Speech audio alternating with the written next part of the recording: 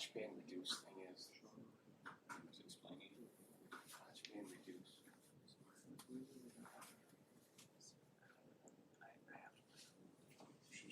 They're trying to get to the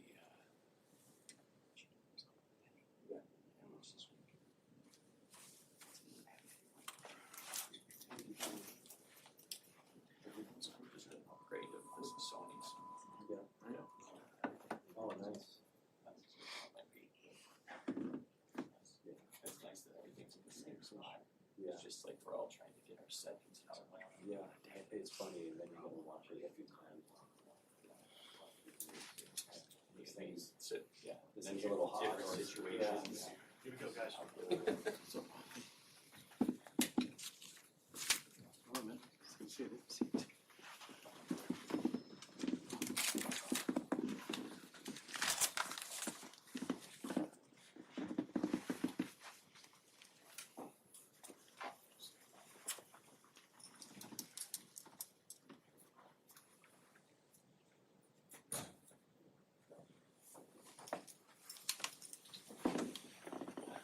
This is philosophy. It's just philosophy. Let's see here. Let it go. Stuff sometimes. Very good things. I'm sorry.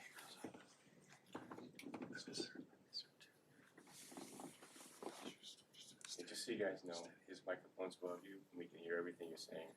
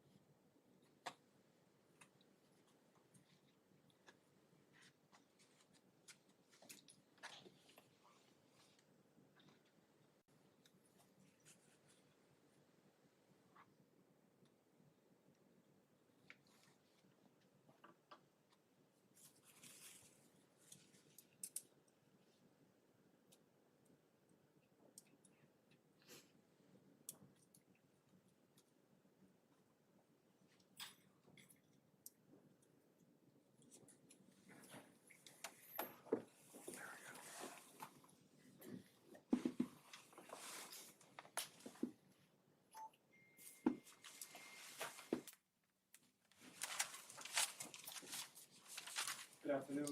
Thank you for being here with us today. On behalf of the entire Boston College community, I'd like to extend our deepest condolences to the Gaudreau family in the wake of this unspeakable tragedy. Format this afternoon's press availability will be for Schiller family men's hockey coach Greg Brown and legendary retired BC hockey coach Jerry York to take questions during. Afterwards, if time permits, they'll be available to take one-on-one. I'm Jack Downey from Boston College, and again, thank you for being here. I turn it over to you, ask questions of our coaches.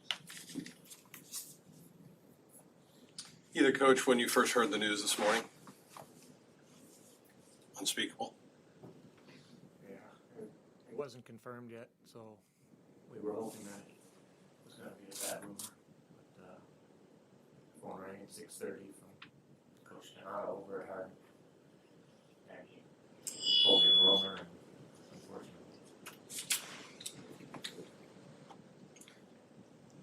yeah, it's hard to put into words.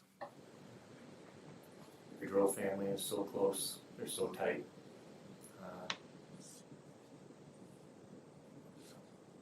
There's so many people here that were affected by them. Their teammates, everybody who knew them.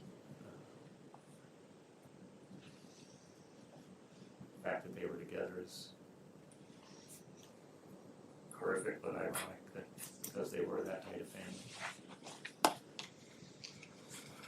What was it like working with Johnny and Mathew?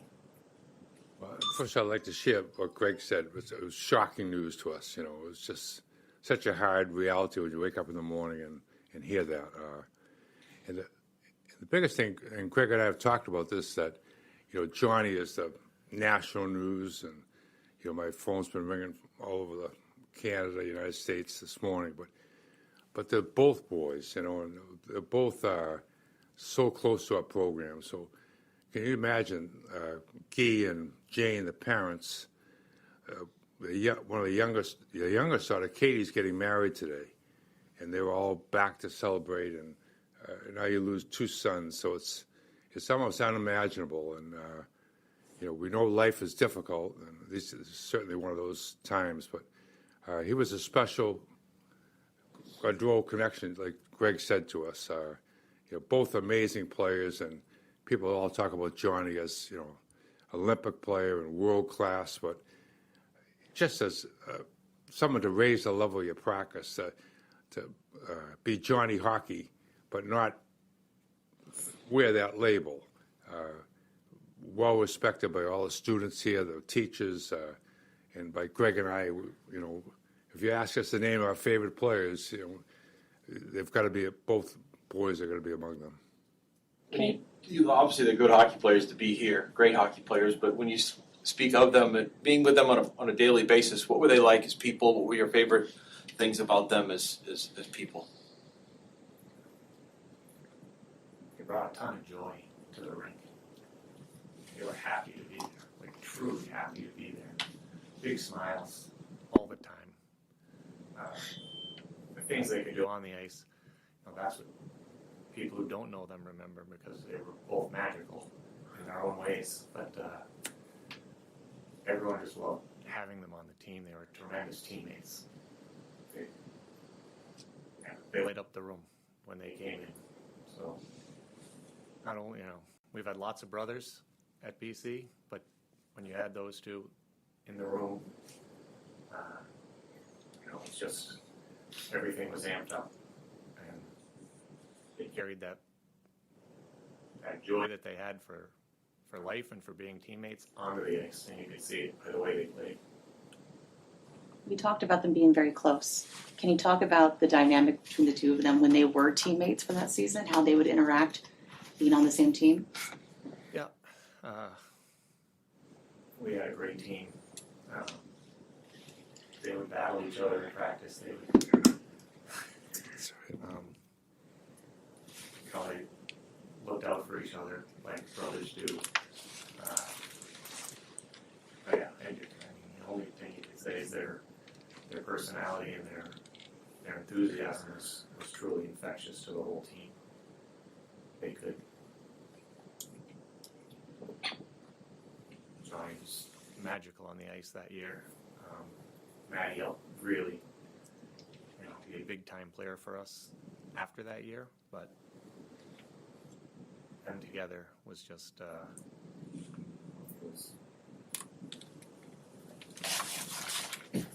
just brought a juice to the Father Tony talks about bring juice to the locker room. Well, those two guys brought it.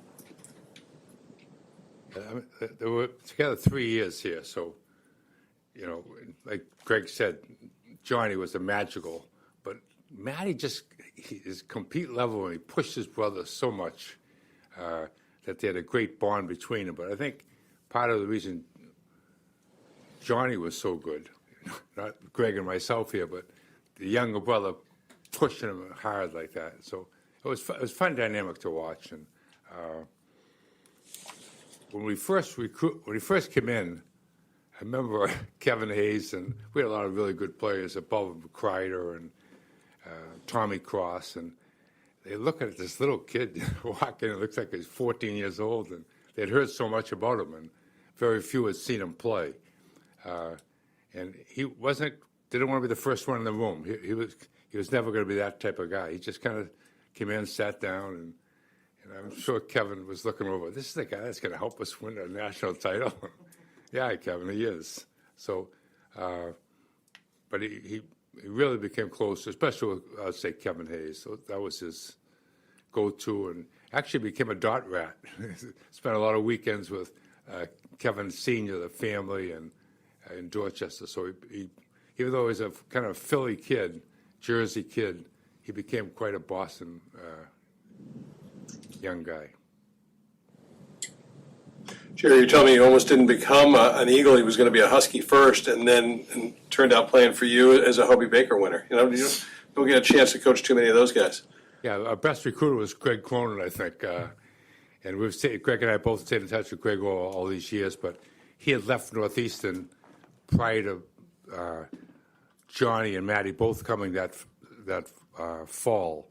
And so during the summer, he reached out to, Greg, and Greg helped him, I think, pick some different schools to visit. And then when he visited us, and I think Matty was Greg, a driving force. I think that we knew, both brothers were tight, but I think he was one. John, let's go to BC. They could have gone to Wisconsin, BU, anywhere they wanted to. And so I think Matty helped direct him. I think that's right, don't you? Yeah. They were going to go together. Yeah. No matter what. So we're fortunate to have room, and so excited to get him. Johnny showed up and put us over the edge to win that first that national title in 2000. What do you think his weight was when he came in? What did you guess that? If he was 140 pounds. Matty was 20 pounds lighter than him. Like, the things that they could do for their size are, they both have a genius tool that you don't see often. To be as effective not only at the college level with Johnny in the NHL, at that size, takes such a high IQ level that you can't even describe. Everyone in the league is really good, and then for him to be not just play, but be a star is truly incredible. I remember a few practices and Mike Kavanaugh then was on our staff, and Mike would look at Greg, and I'd be looking at both of them as Johnny did something. Wow, what's he just do there? As elusive and as just incredible things he could do on the ice with the puck, and I just look over at Greg or something like this. We're going to be pretty good this year. I think I big cried with him. It was pretty interesting. Have either of you had the chance to speak with the family? What did you say, or if not, what would you like to say to them? I haven't had a chance yet.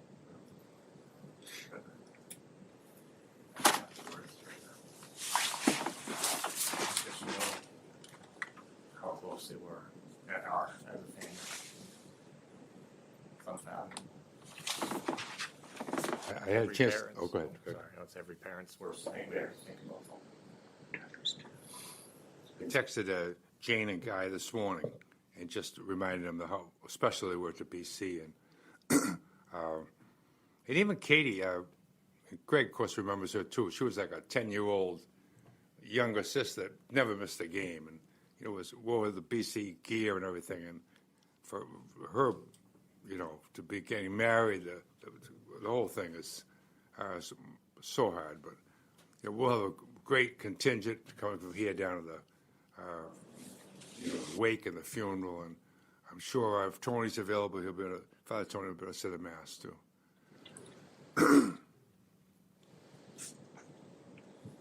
Greg, you want to tell a story about the Skittles, how we learned to skate? I think that'd be kind of entertaining. We heard it from Guy. I think that's how he got him to get around the ice. I think he would chase Skittles. He wasn't in love with hockey when he was little, but he would chase the Skittles because he liked those. His diet was never called that of a world-class athlete, but his nickname was Johnny Ham and Cheese. He didn't like sushi. His teammates have a lot more of those stories. Yeah, they were special kids. It seems like they were the finest you guys have ever coached. What did you learn from them as athletes, as student athletes here at Boston College? You guys are so busy coaching and teaching. Did they teach you guys anything? Oh, absolutely. Every day, not just hockey skills, but how they handle themselves. And Father Tony was always talking about, you want to be great on the ice, but you don't want to act great off the ice. And just be a regular, and they'd walk around the campus, and everybody would be in awe of course, the brother Johnny. But he was just, hello and very polite, and so he handled fame extremely well. And he did it at the NHL level too. He was always a great teammate, but that's kind of what I remember about him. Just Very grounded. Yeah, grounded. Yeah. They had special abilities, but they knew that was just their thing, and didn't put them in any special light. They treated every one of their teammates like a brother. Yeah, it's like grounded. Johnny finished up in Calgary this season. He came back. He slept on his brother's floor to get some more classes in. So he did get his degree. Not everyone would do that. That was important to him, to his family. He made sure he came back and finished up. And that was recent, or? Wow. Okay. I remember though. Pretty soon after he left. Greg and I were saying goodbye to Johnny because we were in Philadelphia, the Final Four, and Calgary had sent a plane to pick him up and bring him right to the end of the season. We'll play some games for the Flames. Yeah, and the mother was with us, and she was adamant. Johnny, you're gonna get that degree, and she stayed right on him. So, yeah, both boys have the degrees from BC, and that's important to us. Yeah. It seems like they left an indelible mark here. How do the current players, obviously they look at him as legend to me, he's a legend here on campus. How are the current players handling this? Did they get a chance to really know him? Did he come back and visit from time? Greg would know that, I'm not. Yeah, I spoke with Ryan Leonard. He played with him at the World Championships this last spring. So, he didn't know him well, but he said that Johnny and Kevin Hayes, they treated him like gold. He was over there with Will Smith. As young guys, they don't know all the pros, which was not shocking to us because they would bring them right in, treat them great, took them golfing. It's just the way he was. So, we haven't had our team meeting yet today to talk about it, but I'm sure several of our kids were growing up watching Johnny play here and thought it was pretty cool to put on a BC jersey. All the time. Folks, maybe time for our last question if you want. Matt went on to was just starting to get into coaching. Did that surprise either one of you that he would want to stay in the game? Not at all. Their father had a love for the game and a passion for it, and was around hockey, coaching, and everything, and obviously helping his two boys achieve great heights. So it isn't shocking at all. Hockey was in their blood. Maddie would have been a great coach. He's very cerebral, could understand really the game within the game. So, yeah, it's the least shocking thing.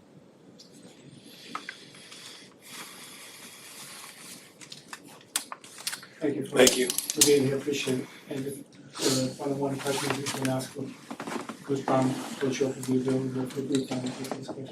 Thank you. Sorry for your loss.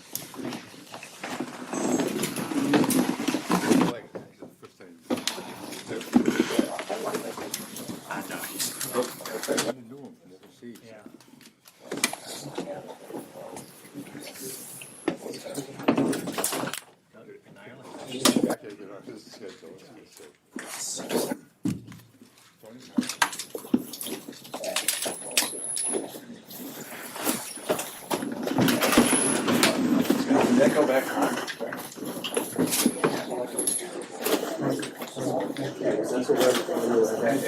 Thank you. It's very You got